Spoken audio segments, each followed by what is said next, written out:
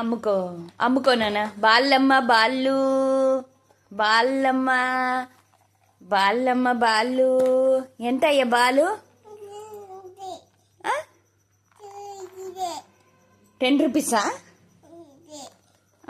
చదువుకోవా నువ్వు ఇంకా మన ఇడ్లీలు అమ్ముకుంటేవి ఈరోజు బాళ్ళు అమ్ముకుంటేవి చదువుకోవా గాడిదలు కాసుకుంటావా అబ్బా అద్భుతగా